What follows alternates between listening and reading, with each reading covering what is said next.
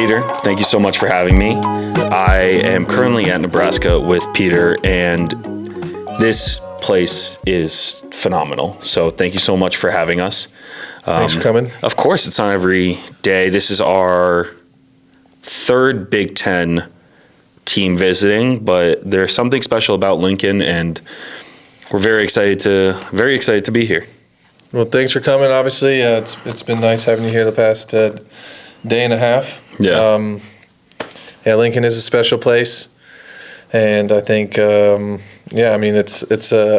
think we're evolving as a program, and it's cool that you get a chance to come and kind of see everything that we're doing. So it's Lincoln special, but let's start with you. Your dad, tennis coach, your sister, now the assistant here at Nebraska as well. So we have two of you here. Yep. Let's start with you, because you played at Ohio State. You grew up playing tennis. Talk about how you got into this space specifically. Let's start with that. Yeah, so my dad's a tennis coach, and my mom's a doctor, nurse. So I went to the hospital once as a child, and I said, I'll just go to work with Dad for the rest. This is pretty easy for me. Good. One day in the hospital was enough. Okay. But yeah, I mean, I love tennis growing up. I played all kinds of sport. I played a lot of basketball, baseball, played some golf too. But tennis kind of really stuck, and yeah, I mean, I was able to use it as a platform to get where I am today, and having my sister here too, Maddie, on the women's staff is really cool. In the United States, it's so easy to spread your wings and go wherever. Heck, you get a job wherever, and to be able to have immediate family in the same town as you. Yeah. In the same building, that work in the same building as you. Literally 2 doors down, through the back hallway, it's Peter, Maddie, and then the head coach for the women's team. It's really nice. It's really nice to have family around. It makes it nice for when my family comes in town too. They can 2 birds with 1 stone. Yeah, so that's awesome. And for you too, what was it like growing up around your dad being a tennis coach? And he was obviously your first coach, correct? Yes, he was. And what was that like as a junior that committed to Ohio State? Yeah, so positives and negatives. Like any parent-child relationship in tennis. Yeah, it's common. 100%. Yeah. So a lot of tennis talks at breakfast, lunch, and dinners. Car ride home. Can never skip it. Yeah. So that was some of the tough part, but also it was as I've gotten older, you realize how expensive tennis is. You realize how much not only my dad, but also my mom gave up for not just me, but the whole family to play tennis. My brother and my sister. So once you take a step back, I think as when you're a kid, you don't really know, because you don't know what you don't know. Exactly. But yeah, I mean, I learned a ton from my dad. My dad spent a ton of time learning from other pros, and he did a great job, not just with me, but with a lot of other players that he worked with. So I still call him and ask him for advice today. Okay, that's good. Maybe more than I did when I was a kid even. Oh, that's okay. But yeah, I mean, he's been a huge impact in not just my playing career, but also as a coach. So. And for you, was it always tough to have that player? Because this is always a question that I feel like I have to ask either former players or they've worked with their parents. Was it hard to keep that balance from player coach to father son? No, I think my dad did a good job with it. Okay. And he also what my parents did, I felt like they did a really good job with, was letting me do other things too. Okay, good. They let me play basketball all the way through high school. Awesome. They let me play baseball. They encouraged me to do those things and figure out what I really like to do. And and at the end of the day, I made my way all the way back to tennis, and then like you said in the previous statement, that I ended up committing to Ohio State, which was. From a kid from Columbus, Ohio, is a dream come true. It's a dream come true. So now you're getting recruited. You commit to Ohio State. Walk us through that process. Yeah, I mean, it was, like I said, it was great. Obviously, I'd watched Buckeye everything growing up: Ohio State football, Ohio State basketball, and to receive a scholarship to go to Ohio State to play tennis was like a pinch me moment for sure. I learned really quickly it was a different type of tennis once I got there. I definitely wasn't ready to play when I got there.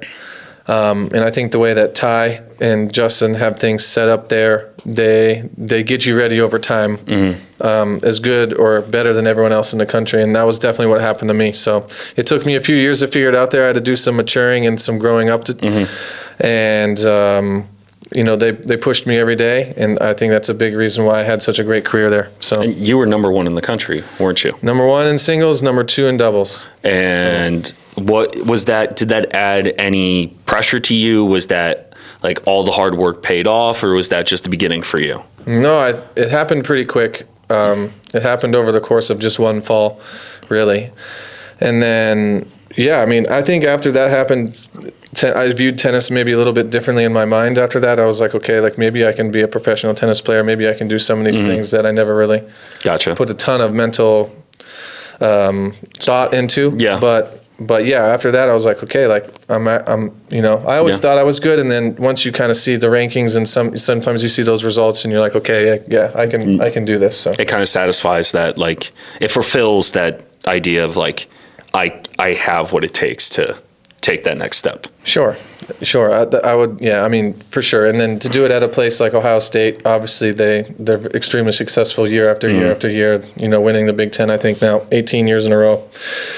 To be playing the number 1 and number 2 spots there, when your last couple of years, you're going to be put in a position to do well once you leave. And talking about Ty and your relationship with him, you went from being a player for him to being a coach at a program in the same conference. That's full circle moment right here. And what did Ty teach you as a player, and what did he teach you as a coach? Because I feel like it's now 2 different spheres that you're in. Yeah, I think it's the same thing. I know Ty's working as hard as he's ever worked, and he's one of the hardest working coaches in the country. And that's what I learned as a player right away. I learned this. They work hard at Ohio State. Yeah. And as a coach, it's the same way. It all starts from the top. I think the head coach sets the tone for the whole program. And that's what I'm trying to instill here in my own way. But obviously you take things from everyone that you've worked with, all the coaches that have coached you, all the coaches that you've worked with, on my journey to where I am now. You take bits and pieces from everyone, the parts that you like the most, and you kind of make it yours, and you kind of mush it all together and see if it works. So that's true. I would say we're in that phase. I think we're doing a lot of things really well here. Yeah. And a lot of it is stuff that I've learned over the course of my time, starting at Ohio State and then moving my way up through the pro world and into my college coaching days at Kentucky. So and going from Ohio State to going pro, what was it like being a pro and kind of seeing that life after kind of having everything at Ohio State? Yeah, I mean it's different for sure. It's a different type of competitive. You're playing against guys that are trying to feed their families. Yeah. This is a job for them. There's people counting on them to do well. It's a different world. You're playing against grown men from all over the world, the most talented juniors in the world. And it's different. You're by yourself. You're alone. You're traveling the world. You're trying to figure it all out. You're trying to make money work, trying to figure out how to get better. So there's a lot to think about. College, you really just kind of show up to practice and you work your tail off and you try and get better. And you go back to your apartment or you go to class and you move on. But yeah, 2 totally different worlds. But I think college tennis prepares you mentally very well for the tour. I think the competitive side of college tennis really prepares you. I think the pressure on a day-to-day basis in college tennis is much higher than the pro tour in my experience. I think there was maybe a couple of times where I felt like the pro tour was that was a little bit different. But in general, college tennis prepares you so well mentally for the pro tour. And I think that's why you're starting to see a lot of these college graduates going out and doing so well, singles and doubles. Yeah. And what made you have that decision, or what was that point where you said, okay, I need to stop playing on the tour and find something else and start getting into coaching? Yeah, I think I got a little lucky. tennis is. I think tennis is a sport that's hard to quit because you feel like you're always just around the corner. But I kind of stopped right when COVID hit, so that I think that helped me a little bit. Okay. But I was pretty banged up. I was dealing with some injuries, and money was becoming a little bit of an issue. And I just found myself kind of cutting some corners with some of the things that you just can't cut corners with. And I was just like, hey, like, I gotta figure out something else I gotta do. So that's kind of when Cedric called it from. Cedric Kaufman called at Kentucky and offered me the volunteer spot down there, and I was like, hey, that's way better than teaching the 3-5 ladies here with my dad at the local club. So fair. That's definitely a different energy and vibe around ladies country club tennis and I mean, guys that are competing to play on the pro tour. Very different. Very, very different. Yes. Because if we look at your time at Kentucky, that's where Peter and I first connected when I did my visit there with Cedric and Matt, and Peter was the volunteer assistant coach. It was the year right before they made the NCAA team finals, and while I was there, I got to experience a special program, special guys. The year that Draxel, Diallo, Lapidat, so many others that you could probably name more than I can as of this moment. But what was your first impressions of coaching when you first came to Kentucky? Yeah, I was, so obviously Cedric invited me on the team. I didn't know Matt Gordon at all when I first got there, but we really hit it off right away. And we had a really good, we worked very well together. Cedric was really good at a few things. Matt was really good at a few things. I brought some value here and a few other things that I think they may have took to learn something from me too. So, but what was great was Cedric kind of really let me come in and coach. One of the first guys he asked me to work with was Diallo. He was this tall, skinny kid. His hair was going everywhere. He's like, "Go help that guy." And I was like, "All right, sounds good to me." But you see that kid? He's yours. But obviously, when my time at Ohio State, it was done one way, and at Kentucky, it's done a whole different way. But they're both extremely successful programs. Yeah. And I think it was great for me to see another locker room, see how things are done, not just in a different school, but also a different conference. Going through the SEC for 2 years, learning how difficult that conference is, coming back to the Big Ten now as a head coach and understanding how they both work hand in hand and kind of navigating things from a head coaching's position now. But I still talk to Cedric, once every other week, once a week. I talk to Matt a couple times a week. Like at those guys, I really I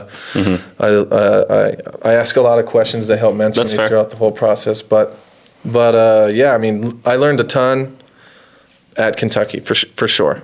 And was it intimidating to have, or were you very nervous with having that much freedom and with players and kind of being treated as really a second assistant? Because volunteer assistants, with that process, you have the ability to coach, but having the freedom to coach is very different. Sure. I think the part that struck me the most was I had never really coached anyone where like the player really was buying into everything that I was saying. Like the guys were at Kentucky, like Draxel and Diallo and Musatelli and Hurrian and Lapidat. Yeah, they were all very good like listeners, and they genuinely listened to the coaching that I gave them. So it made me when I did coach them, it made me be a better coach. Okay.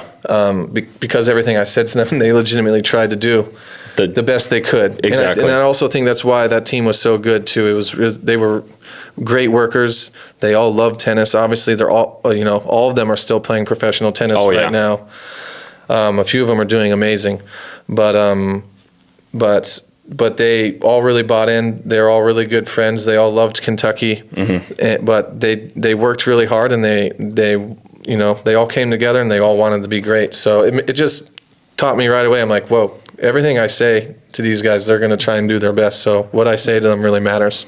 So if we talk about that NCAA finals for you as a player and coach, seeing that kind of locker room, those personalities working together collectively, what made that locker room special to you, or what made that season special besides take the results out of it? Sure. No, I think it was just, I remember Cedric's speech after we lost to Virginia in the finals. That was super powerful speech from him. But I think it was just they had a lot of the right guys in the lock. They did a great job recruiting. I mean, having a guy like Liam Draxel on your team playing number one and being able to hold down the number one spot year after year after year, I think it really allowed some of the other guys like Diallo and Hurrian and Lapadat to develop their games. Yeah.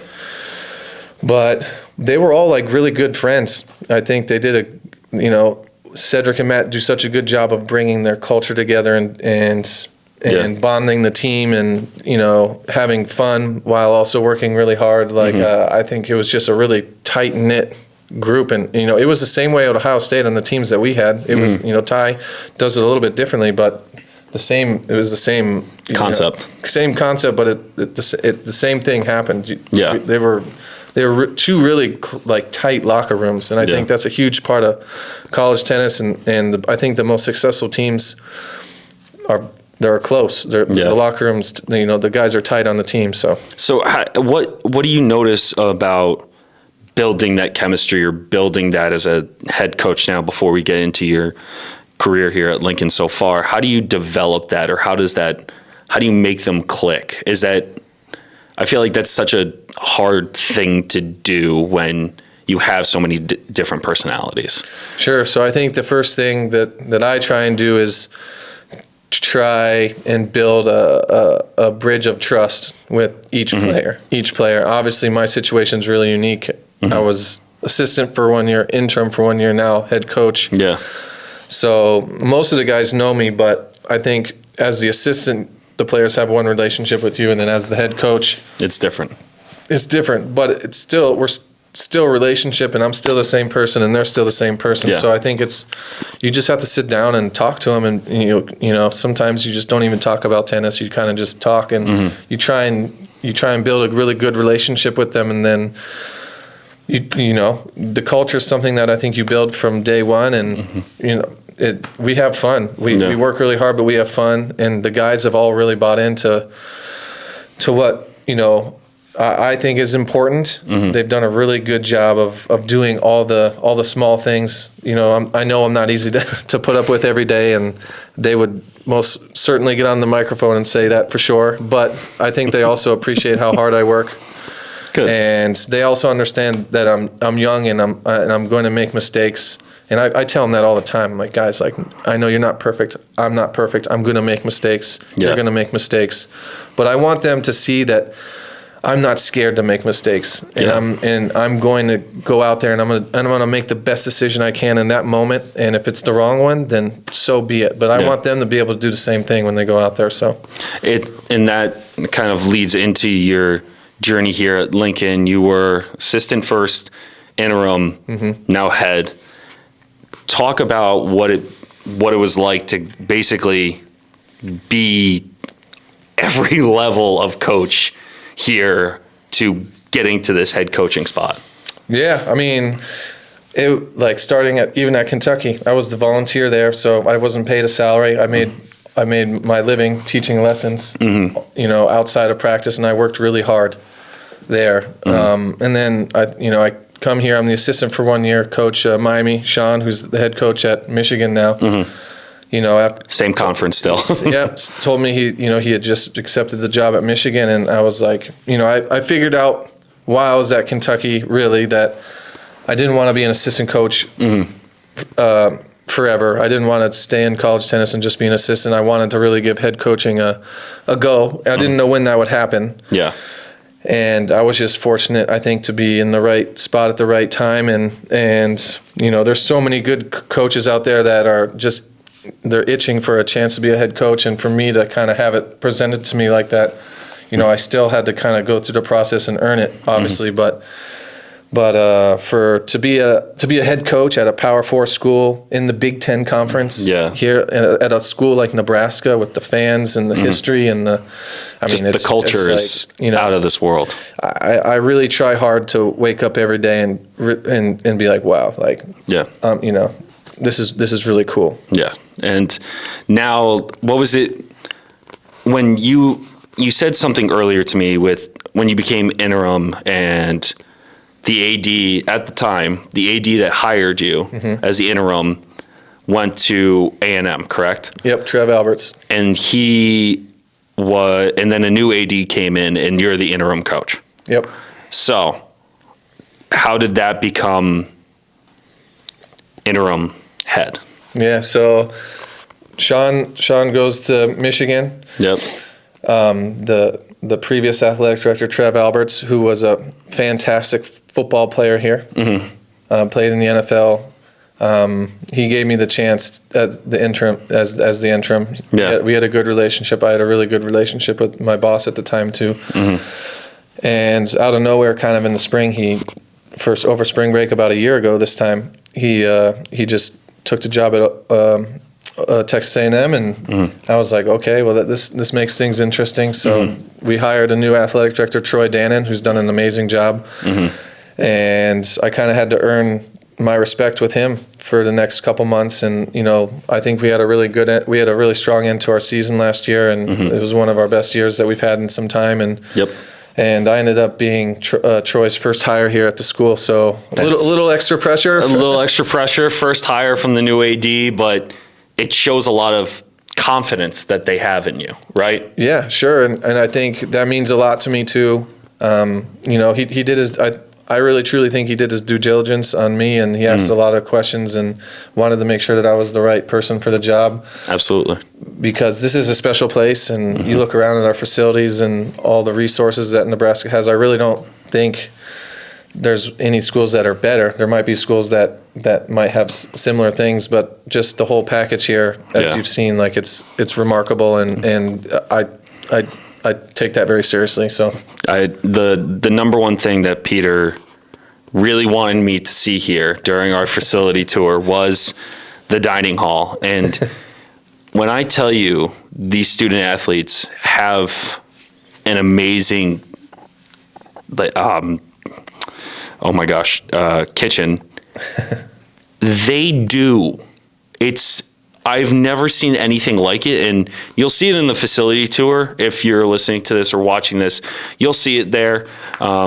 So make sure you're subscribed to the YouTube channel. Subscribe. But going back to you, now getting into your coaching, what do you look for in a player that represents Nebraska? Yeah, so I think it starts just with where you're at and what school you're coaching at and the people there. Okay. And I think the people here are blue collar, they're hardworking, the farmer mentality, get up in the morning, grab your cup of coffee, you get out there and you work with your hands. It's physical labor and, just blue collar, tough, loyal people. So, for me, that kind of resonates with me. That's how I was raised. That's how I was coached. So I think that, that's something that was important for me when establishing, the type of program we wanted to run here. I think that's something you need to do right away. And then, when you're recruiting players, you're looking for those types of qualities inside of those recruits, and then how can you help them achieve some of their goals as well? So and for you too, when you go into a practice, because I've had some time here to kind of see your process, individuals. There's a UTR PTT event here, and seeing you watch them and kind of analyze how they work. What's the main goal for you to have these guys focus on when they come to a practice or individual that you work one-on-one with? What should be their mentality coming into it? Yeah, so we have a team philosophy, and we have like a list of 7 or 8 things on the board there, but that's all we're trying to achieve each day is that team philosophy. So whether it's an individual practice, whether it's fitness, whether it's the weight room or team practice, we're trying to come here and do the very best we can. As a coach, trying to coach the very best I can. As a player, we're asking them to come and do their very best with whatever they have. So I think if you want to be successful, not just in tennis, but in life, you have to be consistent with what you do. So, it's great that you can come and have one great day of practice, or I'm coaching great one day. You got to be the very best you can each and every day. And my number one job is to hold not only myself accountable, but everyone around me here in the program accountable, the coaching staff, all the supporting staff, all the players. Like, hey, today's the most important day of the whole year. And that's how I try and approach every day like that. What are we doing today to get better? Are we attacking our team philosophy today? And did we get better? Our goal really for our team this year is just to improve week after week after week. Yeah. Are we maximizing ourselves? And are we going to look in the mirror when the season's over and say, hey, that's the very best version of this team that we can be? So that's really my philosophy. Obviously, there's so many things that go into coaching these days, but at the end of the day, it's, how do we get these, 9 guys in our team to be the very best they can be each and every day? And that's tough to do. They're young men that are still figuring out things in their lives, and they're trying to grow and mature, and things happen here. Tests, something at home. There's lots of things. They might even be upset with me. And my job is to figure out how to get the very most out of them that day. How do I get them to be their very best that day? And it's, it can be tough. They're all different. They all have different personalities. They all play differently.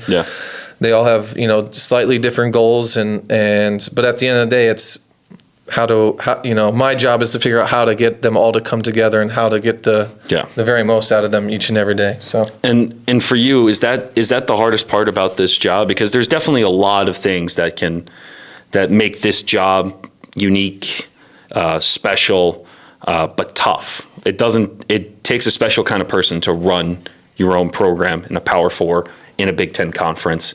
But what do you think is the thing you challenge the most that can be the hardest thing to do? Yeah, I think it's just that. It's just waking up in the morning and saying hey, I've got to be my very best today, and I can't take a day off because our team can't afford to take a day off. We have to come and get better, and like I said before, it starts with me, and then it trickles down to Brett and to Shunya, and then our strength coach and all the supporting staff. Sometimes you have to sit down and be like, hey, what do we got to do to be better? We have monthly meetings with the whole staff to try and figure out, are we doing this right? Are we doing that right? How are we doing this practice? This person needs more. There's a lot of things that go into it, but at the end of the day, you're going to make mistakes along the way with those things. But if you keep trying and you keep demanding the most out of yourselves and then the team, and I feel like you're eventually going to figure out where you need to get to and where you need to go. So yeah, and with that too, one of the phrases that you told me before we started recording about one piece of advice that stood with you. What was that phrase again? It's nothing is as important as you think it is while you're thinking about it. Which is true, because it might be a big deal now, but it's not going to be a big deal later on if you obsess about it. Right. And that's one of the things that I've learned in just my short time being a head coach is, tennis is an emotional game. Yeah. The margins are so small. Well, this can happen, that can happen. The match can flip one way or the other, and in that moment it can feel like it's the most important thing in the world. But I think it's important that you learn how to take a step back, give yourself a chance to breathe and rest. Sometimes the players need to do that too. And maybe talking about the match right at the end of the match isn't always the best thing to do, or how you talk about the match at the end, is going to really impact what happens next. So I'm not perfect. The guys will tell you that for sure. Well, no one is perfect, and I think that in tennis too is such a false reality. Tennis is never going to be perfect. Your way of thinking is never going to be perfect. Your coaching's perfection doesn't exist in this sport. For sure. Yeah, and I think the guys know that, and they know I'm a young coach. They know that I'm still trying to figure everything out. And I don't ever come in saying I know everything about this or about that. I want them to be confident. Yeah. And I want them to trust me, and they know and I think that they do. Yeah. I can feel it when we're at practice and when they're in the match. I know they're getting better. They can see they're getting better. We're improving as a team, but they also know that I'm gonna make a mistake from time to time, and I'm not, and it might be a big one, and but at the same time, I know they're also gonna make mistakes, and they also might make a big one. So I think it's important, going back to the quote, like, just take a second and breathe. There's a million things going on in the world.